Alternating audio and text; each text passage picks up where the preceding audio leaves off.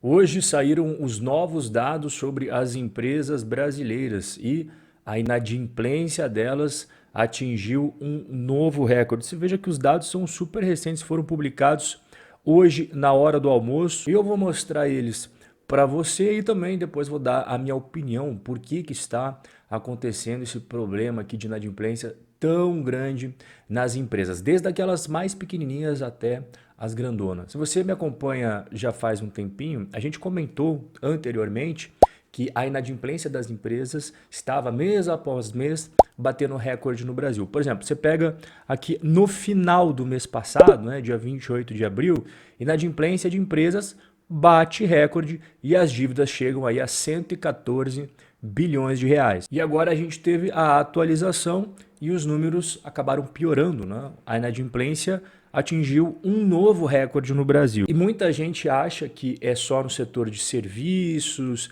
indústria, comércio, restrito ali, né, às grandes cidades, mas não, até no agro. E no agro a inadimplência está sendo bem grande, principalmente nos estados que eu vou mostrar para você aqui na tela. Dá uma olhada na inadimplência dos produtores rurais por estado. Você percebe que o norte e o nordeste está com índices de inadimplência dos produtores rurais muito elevado, na casa de 50%, 45%, 40%, é um número extremamente alto. Os dados divulgados pelo Serasa hoje mostram que até o fechamento do mês passado, né, que foi o mês de abril, a inadimplência alcançou 6,5 milhões de empresas brasileiras. E esse foi o maior número registrado pelo indicador do Serasa Experian desde 2016. E foi lá em 2016 que eles começaram a medir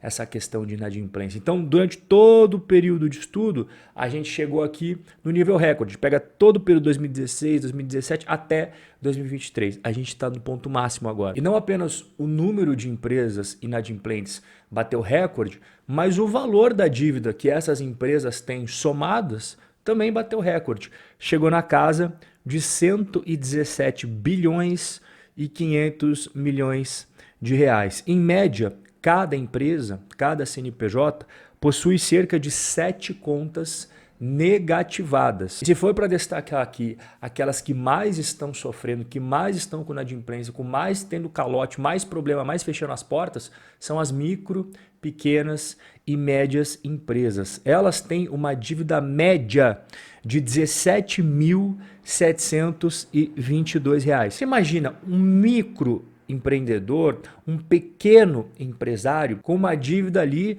na casa de R$ 20 mil. R$ 20 mil para uma grande corporação, para uma grande empresa, não é nada. Agora, para aquele micro, pequeno e médio empreendedor, aí já é um valor relevante. E lembrando, isso daqui é média. E o número de dívidas negativadas dessas micro, pequenas e médias empresas também é muito assustador. É 41 milhões de dívidas negativadas. E quando você soma, né, você chega ao valor de 103 bilhões de reais. Quando a gente analisa os setores da economia, a gente divide em serviços, comércio, indústria. E qual que é aquele que tem o maior número de empresas inadimplentes?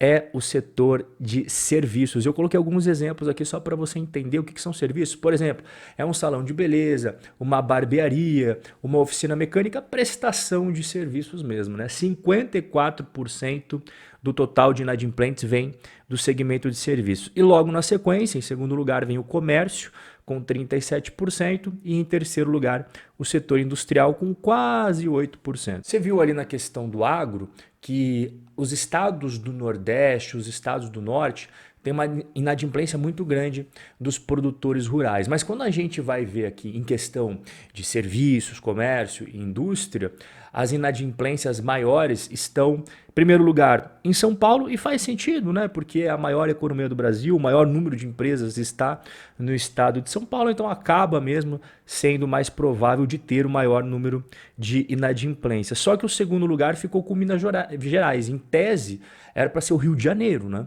Mas o Rio de Janeiro ficou em terceiro. Minas pegou a segunda posição, Rio de Janeiro em terceiro, e depois vem na sequência Paraná, Rio Grande do Sul e Bahia. E quando as empresas começam a ficar inadimplentes, a não conseguir pagar e dar calote, a situação vai ficando complicada, qual que é o caminho, infelizmente, né? Qual que é o caminho natural do desenrolar dessa situação? Ou é pedir recuperação judicial, ou, mais grave, né, pedido de falência. E os números mais recentes que nós temos desses dados de recuperação judicial e falência, eles não são bons também. Eles estão no maior patamar em 5 anos. A última vez que a gente viu a atualização desses dados foi ali no meio de abril, então eles são super recentes. E os números de pedidos de recuperação judicial e de falências voltaram a se aproximar lá dos anos 2016, 2018, quando o Brasil estava mergulhado em uma das piores crises econômicas. Não sei se você lembra dessa época aí, estava punk, estava realmente bem tensa a situação. Quando você pega os números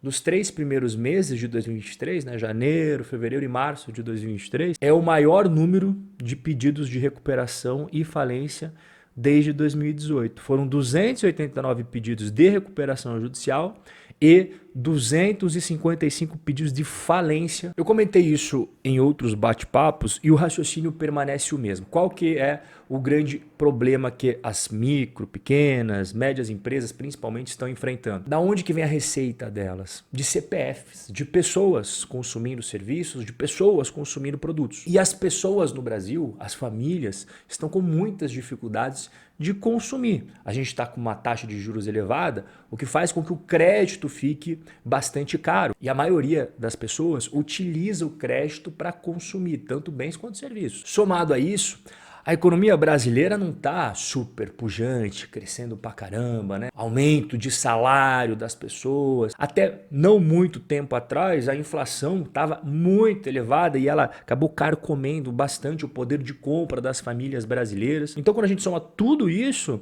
o consumidor, que são milhões e milhões de pessoas pelo Brasil, colocou o pé no freio. Então, se ele acaba gastando menos, ele tem menos capacidade de consumir, isso acaba refletindo no faturamento das empresas. Então, você acaba vendendo menos, só que as suas despesas, e tem muita empresa que tem despesa fixa, continua lá sendo cobrado. Você consegue ajustar ali os custos variáveis de acordo com o que você faz, tal, mas tem muitas despesas, dependendo do seu negócio, até a maioria, que você não consegue mexer. Então você faturando bastante ou faturando menos, acaba tendo sempre aquele valor fixo para você pagar. Teve muitos segmentos aí que a matéria-prima, os insumos, subiram bastante e ele não conseguiu repassar isso para o preço. Então a margem de lucro ficou mais comprimida ainda. A taxa de juros também prejudica as companhias que têm dívidas. Uma coisa é quando a taxa de juros estava lá na casa de 2% e você pagar os financiamentos, os empréstimos com base numa Selic baixinha. Outra coisa é você ter que pagar as suas dívidas e também captar novo dinheiro, né, para girar o seu negócio